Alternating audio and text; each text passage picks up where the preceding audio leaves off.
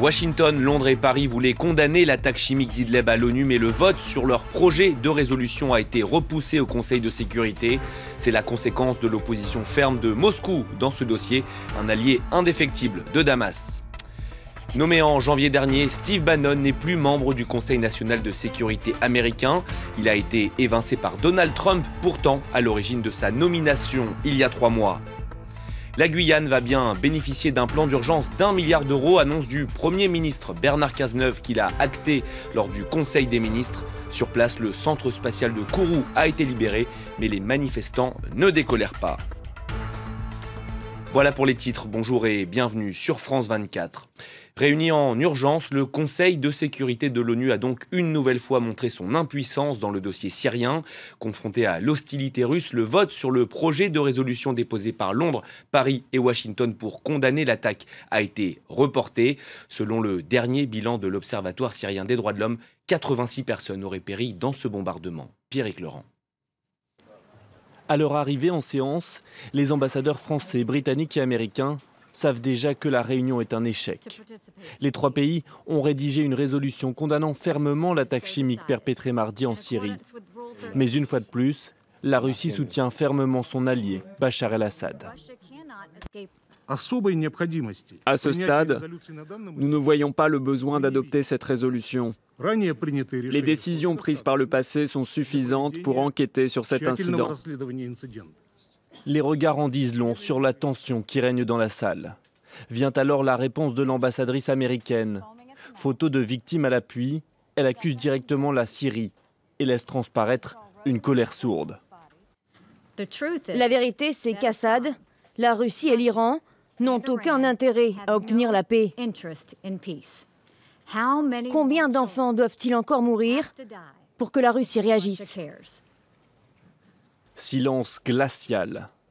Face à l'impuissance désormais flagrante des Nations Unies, Washington menace même d'une action unilatérale. Mais qui est vraiment responsable de l'attaque perpétrée mardi ? Pour les Occidentaux, cela ne fait pas de doute, le régime syrien a mené les bombardements. Moscou confirme, mais réplique que le gaz se trouvait en fait au sol. L'armée aurait visé des stocks entreposés par des groupes rebelles. Impossible de savoir quelle version correspond à la réalité. Tous les acteurs sont en tout cas d'accord pour qu'une enquête soit menée au plus vite.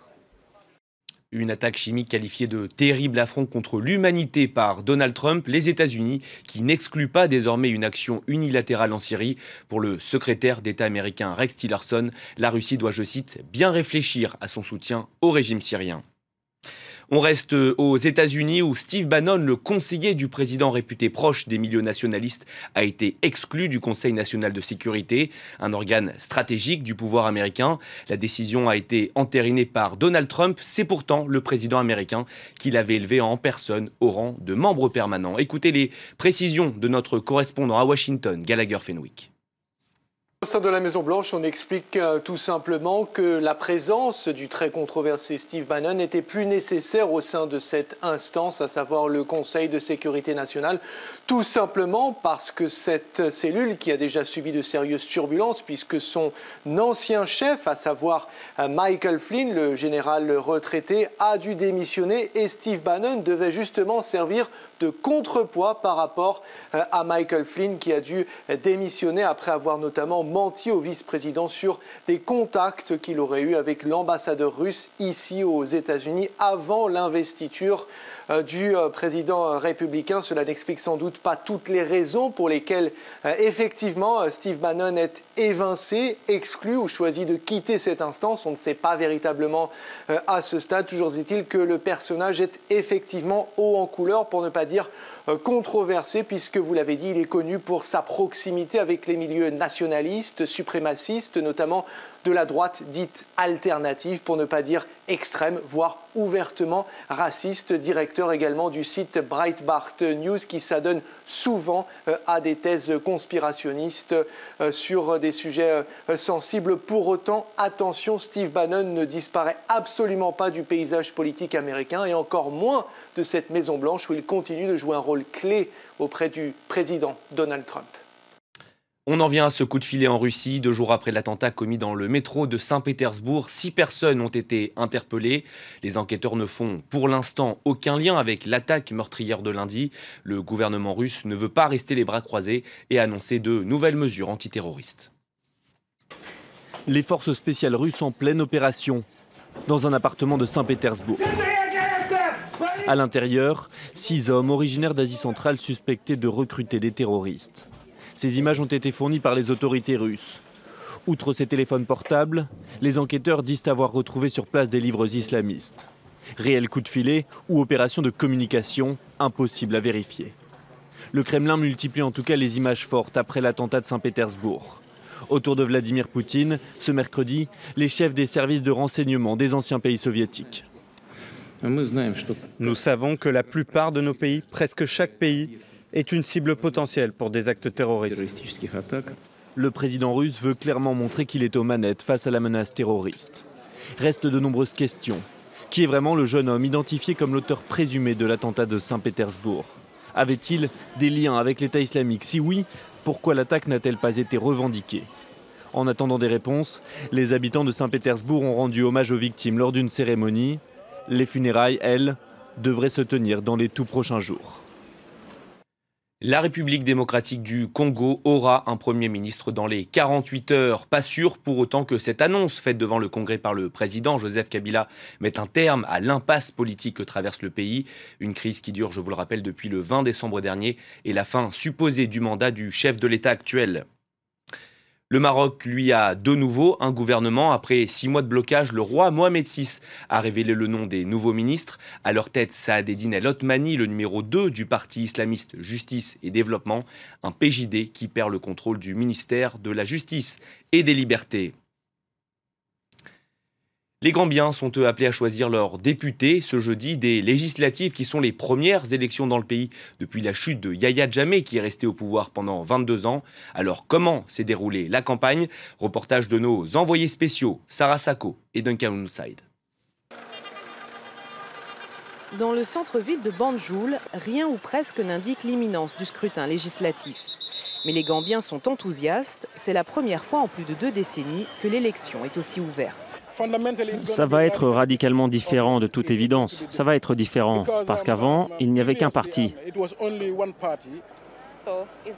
C'est très intéressant et je suis comme tout le monde très contente. Tout le monde a le droit de voter pour le candidat de son choix. 238 candidats sont sur la ligne de départ pour 53 sièges de députés. Du jamais vu de mémoire de président de la commission électorale. Oui, avec cette nouvelle liberté, tout le monde veut être de la fête. Tout le monde veut être politicien. Sur le terrain, 9 partis battent campagne. 7 appartiennent à la coalition présidentielle, telle l'UDP, le Parti démocratique unifié. L'opposition historique, désormais au pouvoir, se veut confiante. Nous avons vraiment une base électorale en Gambie. Et maintenant qu'il y a la démocratie, les gens sont libres de soutenir le parti de leur choix. Et nous allons vraiment voir que l'UDP est le parti que les gens supportent. Mais le parti de l'ancien président, Yahya Jammeh, a lui aussi ses partisans. Les gens attendent la victoire. Cette élection servira de preuve. Tout le monde va savoir que le président Jammeh reste aimé ici en Gambie. La campagne s'est arrêtée mardi à minuit. Le vote débutera jeudi à 8 h du matin, heure locale. C'est une mauvaise nouvelle pour Theresa May. Les députés européens ont posé leurs conditions pour le Brexit et cela ne va pas dans le sens de Londres. À une très large majorité, le Parlement européen a voté pour des négociations en plusieurs étapes. D'abord la sortie de l'Union européenne avant un éventuel nouvel accord commercial. Elliot Samuel. Un premier pas sur une route qui s'annonce très longue. Les députés européens ont débattu toute la matinée sur les conditions à fixer pour le Brexit. Et les échanges ont parfois été houleux, à l'image de Nigel Farage. L'ancien chef du parti britannique UKIP est revenu sur la volonté européenne que toute décision concernant Gibraltar passe par l'Espagne. Nous croyons au droit à l'autodétermination. Votre but, votre ambition, c'est de détruire l'État-nation démocratique. Gibraltar constitue clairement une rupture d'accord sur les termes actuels. Avec ces conditions, vous vous montrez hargneux, fourbe. Tout ce que je peux dire, c'est Dieu merci, nous partons. Vous vous comportez comme une mafia. Des attaques très largement réprimées dans l'hémicycle, notamment par le président du Parlement européen. Si vous parlez de mafia et que vous dites que ce Parlement se comporte comme une mafia, je trouve cela inacceptable. Les débats ont également montré la volonté de certains députés de repenser l'Europe. Le Brexit n'est pas uniquement à propos du Brexit. Le Brexit doit être, chers collègues, aussi à propos de notre capacité à faire renaître notre projet européen. Car il faut le reconnaître, le Brexit n'est pas arrivé par hasard. Finalement, par 516 voix contre 133, les députés européens sont parvenus à un accord.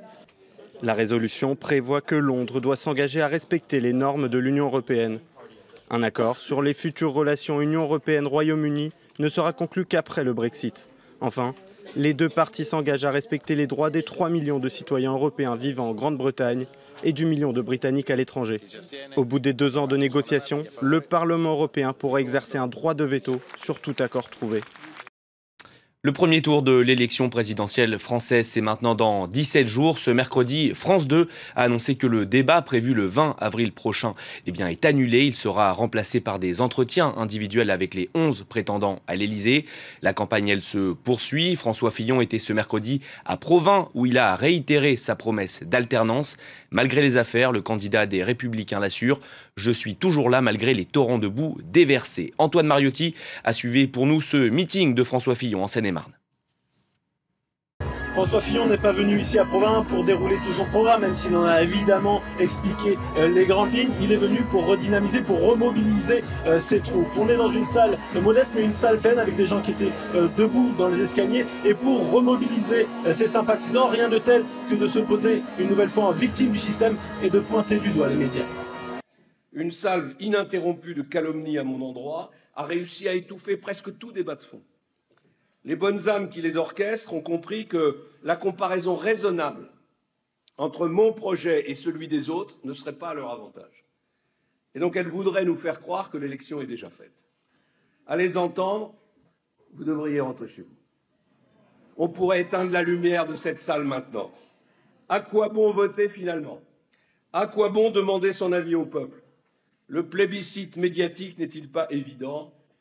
Circuler, il n'y a rien à voir, les jeux sont faits. C'est la belle phrase de Philippe Séguin en 1995.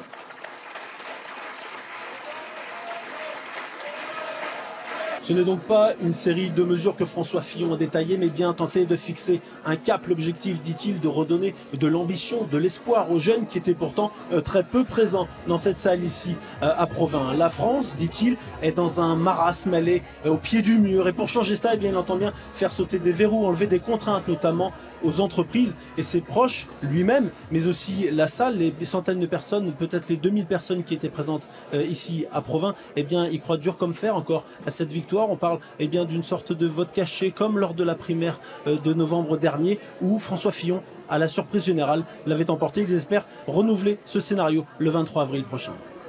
La crise en Guyane au cœur des débats du Conseil des ministres. Le plan d'urgence promis par Paris d'un peu plus d'1 milliard d'euros a été validé ce mercredi par Bernard Cazeneuve. Sur place, le centre spatial qui avait été occupé a été libéré. Un blocage qui devrait coûter plusieurs millions d'euros à Ariane Espace, qui exploite, vous le savez, le site pour lancer ses fusées.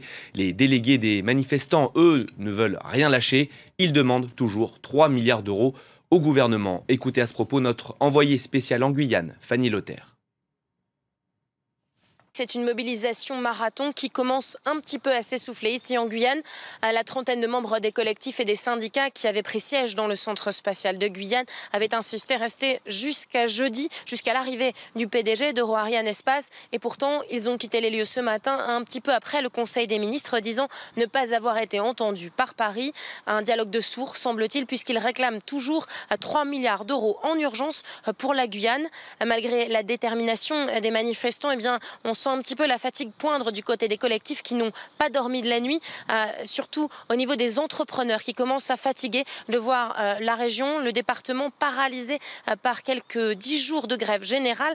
Les routes sont toujours bloquées, les transporteurs ne peuvent pas acheminer la marchandise du port vers les grandes villes et puis les écoles sont toujours fermées. Voilà une mobilisation qui avait transporté un petit peu un élan de solidarité en Guyane, mobiliser à peu près toutes les classes sociales et toutes les origines. Il ne faudrait pas qu'elle se transforme en guerre d'usure interne. Si vous êtes un amateur de bonne table, sachez que la meilleure d'entre elles se situe désormais à Manhattan. L'Eleven Madison Park a été sacré meilleur restaurant de la planète. C'est le résultat du classement annuel des 50 Best. Prix du menu, 295 $. C'est la fin de cette édition. Merci à tous de l'avoir suivi. On se retrouve dans 15 minutes pour un nouveau journal. À tout à l'heure.